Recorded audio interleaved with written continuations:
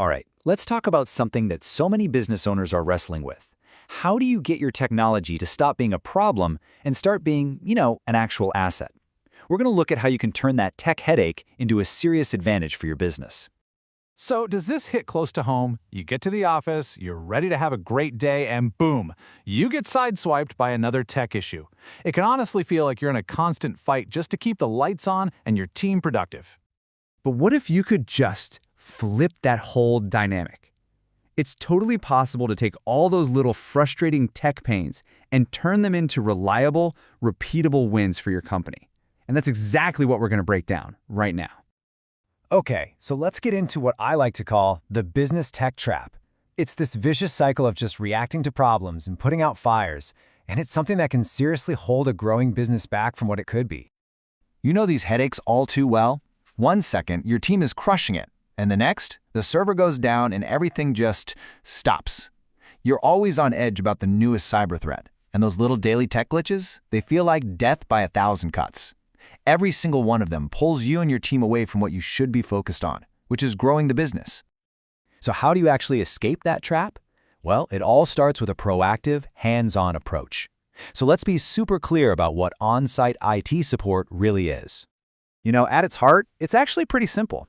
On-site IT support is what it sounds like. It's getting direct, in-person help from a tech expert right there in your office. It's all about having someone physically present to handle the unique stuff that makes up your business infrastructure. But hey, this is way more than just fixing a computer that's on the fritz. A real on-site partner takes care of your entire tech world. We're talking managing your physical hardware, making sure your software is up to date and secure, locking down your network, and making sure your data is always backed up.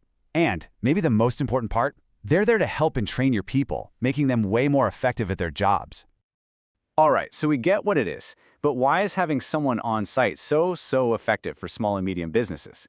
Let's take a look at the data, because the numbers really tell the story here. 72%. Think about that. Nearly 3 out of 4 businesses prefer on-site support, and the big reason? Speed. When something breaks and your business is at a standstill, every single minute costs you. You need an expert in the room fixing it now, not somebody on a helpline asking you if you've tried turning it off and on again. And coming in right behind speed is security.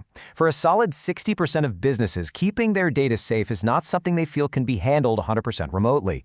When it comes to things like compliance and physically securing your network, having a trusted person on the ground gives you a peace of mind you just can't get over the phone. And this becomes even more true when you're dealing with complex tech.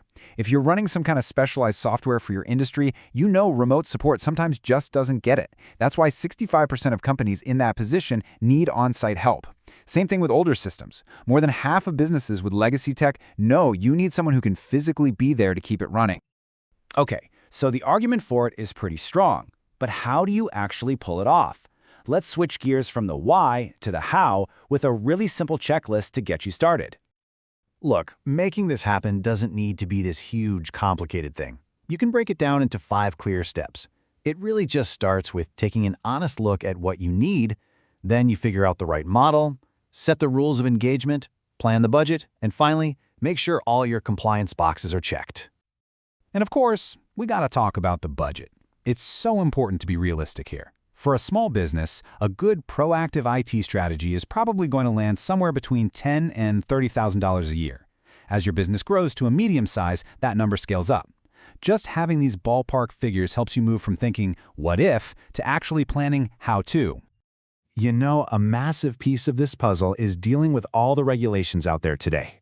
That means understanding data privacy laws like GDPR and CCPA that dictate how you handle customer info. It also means using cybersecurity standards like NIST to guard against threats. A great partner makes sure your tech isn't just working, it's also keeping your business safe and on the right side of the law. So, you've got the checklist, you understand the costs and the upsides. The big question is, what do you do first? Let's talk about the immediate moves you can make. So where do you start? Here's a 4-point action plan. Step 1 is a full honest-to-goodness IT audit to see where you really are. From there, you can start looking for the right partners, get your team the training they need to be successful, and finally, put systems in place to track how things are going. You've got to remember, you can't improve what you don't measure.